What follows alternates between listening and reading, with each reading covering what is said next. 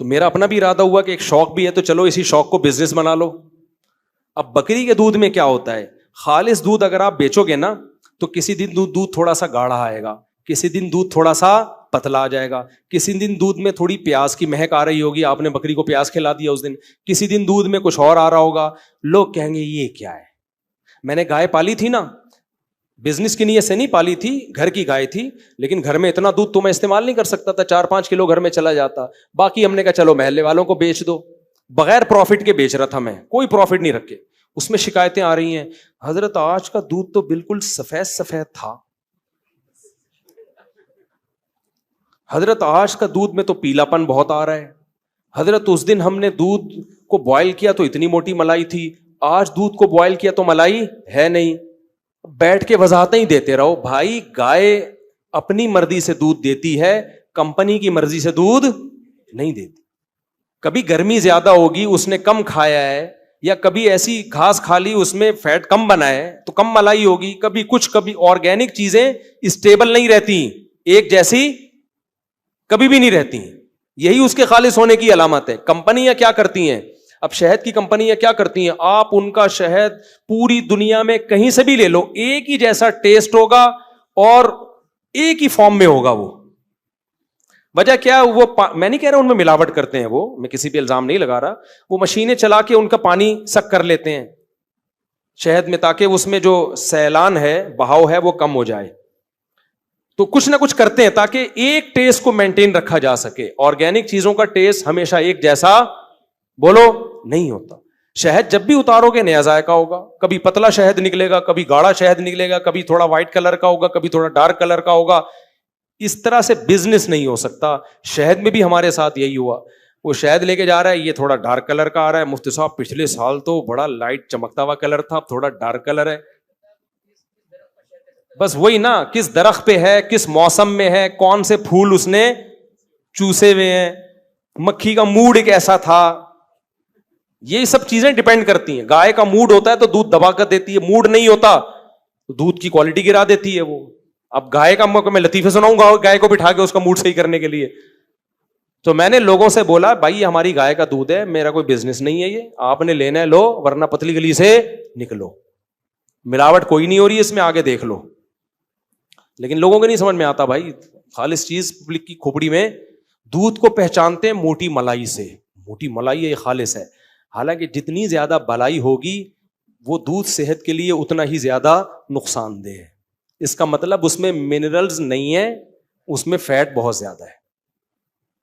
جب گائے کو, بھینس کو آپ گھاس کھلاؤ گے نا, دودھ کی کوالٹی اچھی ہوگی صحت کے لحاظ سے, ملائی کم ہو جائے گی. جب آپ اس کو وہ پتہ نہیں کیا کہتے ہیں ونڈے, اس کو پتہ نہیں کیا کیا چاکلیٹیں کھلاؤ گے نا.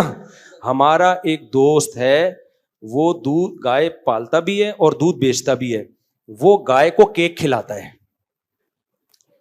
شام کو بیکری کا جتنا سامان ہے وہ لے کے اپنی گائے کو کھلاتا ہے, کہتے اس سے دودھ بہت اچھا آتا ہے. کیک کھا کے گائے اچھا دودھ دے سکتی ہے, لیکن ہوتا کیا ہے, میٹھا دودھ نکلتا ہے, فیٹ بہت زیادہ, لوگ اسی سے دودھ خریدتے ہیں. یار اس کے دودھ کی کوالٹی بڑی شاندار ہے, گاڑھا دودھ ہے, اتنی موٹی ملائی, اور ایسا میٹھا کہ چینی ڈالنے کی ضرورت ہی نہیں. اور ہماری گائے گھاس کھا کے دودھ دے رہی تھی.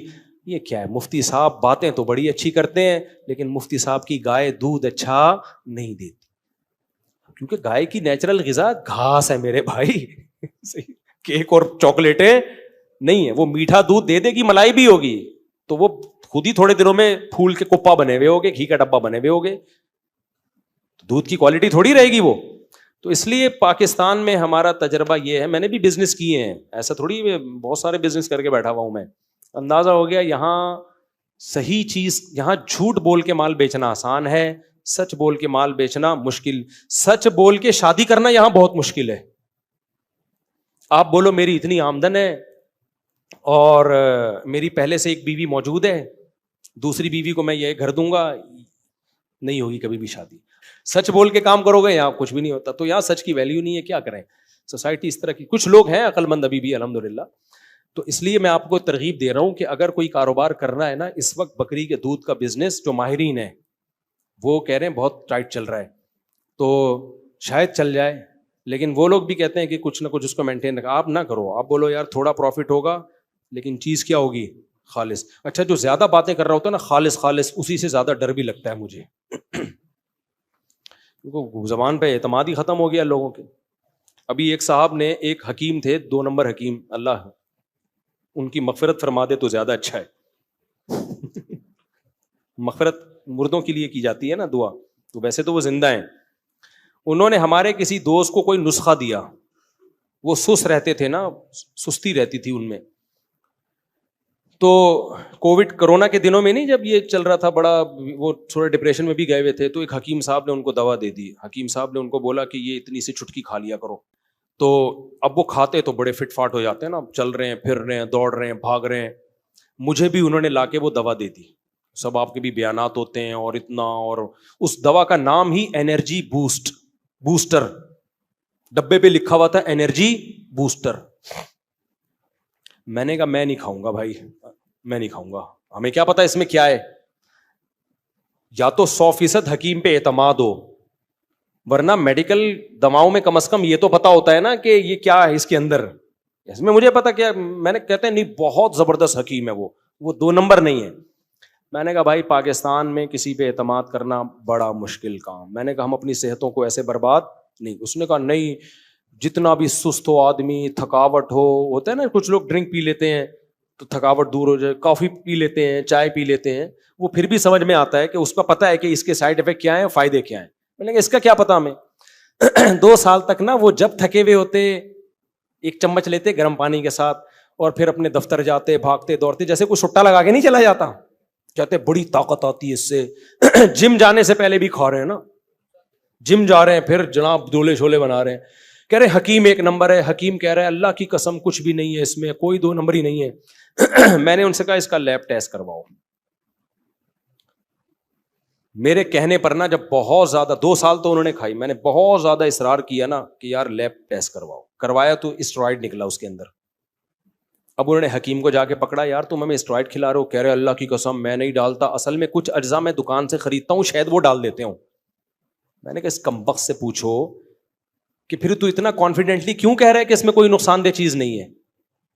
جب تو کہیں اور سے بھی کچھ چیزیں خرید رہا ہے تو آپ بولو میں کچھ نہیں ڈالتا. بھائی باہر سے کچھ چیزیں میں خریدتا ہوں, شاید اس میں ڈل جاتا, یہ بول دو نا. صاف بات کرنے کا ہماری سوسائٹی میں رواج نہیں ہے, ہر آدمی گھماتا ہے بات کو. تو اس لیے بھائی بہت مشکل ہے پاکستان میں کسی پہ اعتماد کیا جائے. گوروں میں یہ ایک اچھی چیز ہے, کتے پالتے ہیں مگر جھوٹ نہیں بولتے یار. وہاں کوئی چیز خرید رہے ہو تو اس کا مطلب ہے جو لکھا ہوا ہے وہی ہے. میں کتنا باہر جا کے کھانے کھاتا ہوں, بیمار نہیں ہوتا. یہاں آتے ہی ہمارے مسالے وہاں بین ہیں. اس پہ بھی لوگوں نے اعتراض کیا کوئی بین نہیں ہے, یہ کمپنیوں کے مسالے تو جا رہے ہیں.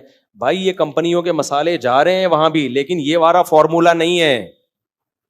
کمپنیوں کے نام تو یہی ہیں, فارمولا کیا ہے, ریسیپی چینج ہے, فارمولا چینج ہے. یہاں کچھ اور ہے, وہاں کچھ اور ہے. یہاں ٹیسٹ, بریانی کا ڈھکن جب ہٹاتے ہو نا دیکھ سے, ایک دم تو خوشبو کے جھونکے آتے ہیں, یہ باہر کی بریانیوں میں نہیں ہے. تو یہ جو جھونکے آ رہے ہیں نا, یہ کچھ اور ڈالا ہوا ہے اس کے اندر. اتنا دھوکا, اتنا دھوکا, اتنا دھوکا, تمہاری صحتوں سے کھیل رہے ہیں. مت کرو. مسالے بھی مت کھاؤ باہر کے. یہ لونگ, کالی مرچ اور یہ ساری چیزیں لا کے نا نیٹ پہ سرچ کر لو, ریسیپیز آج کل مل جاتی ہیں. تو نیٹ پہ گھر والوں سے بولو بھائی بریانی مسالہ خود گھر میں بناؤ, ٹکا مسالہ خود آپ تجربہ کر کے دیکھو. اللہ کی قسم آپ گھر میں وہ مسالہ بناؤ, آپ کھاؤ, پیٹ خراب نہیں ہوگا. باہر کا پیکنگ کا بہت اچھی کمپنی کا مسالہ لاؤ گے, کچھ نہ کچھ فرق پڑے گا آپ کے پیٹ میں. اور اگر نہیں پڑ رہا تو اس کا مطلب تم گندگی کے عادی ہو چکے ہو. ایک بھنگی اگر ایک گٹر سے ڈبکی لگا کے دوسرے گٹر سے نکلتا ہے, اسے کچھ بھی نہیں ہو رہا, تو یہ نہیں ہے کہ امیون سسٹم بہت اسٹرانگ ہے. بھائی اس کو عادت ہو گئی ہے, کس کی, اس بیچارے کا تو مجبور ہے وہ. شریف, ایک شریف نہیں کہنا چاہیے, ایک صفائی پسند آدمی اگر گھسے گا تو بیمار ہو جائے گا وہ. تو یہ جو آپ اگر ان مسالوں کو کھا کے خراب نہیں ہو رہا نا پیٹ, تو یہ اس کی علامت نہیں کہ آپ بہت عظیم انسان ہیں. یہ مسالے ٹھیک ہیں, یہ اس کی علامت ہے کہ آپ کو گندگی کی عادت پڑ چکی ہے. بہت ہو گیا یار, میں بھی انسان کا بچہ ہوں. اس صاحب قیامت کے دن درجہ بندی کی جائے گی، لوگوں عمل بتاؤں گا کسی دن، پورا لمبا بیان ہے اس کے اوپر. جلدی بہت زیادہ ٹائم ہو گیا ہے. یہ وہی بکری والا، بکری پالو، بزنس کرو، مزہ نہ آئے پیسے واپس آرگینک چیزیں کھلاؤ لوگوں کو. مفتی صاحب اسلام فرض واجب حکام کیا بتاؤں گا، پورا بیان ہے یار.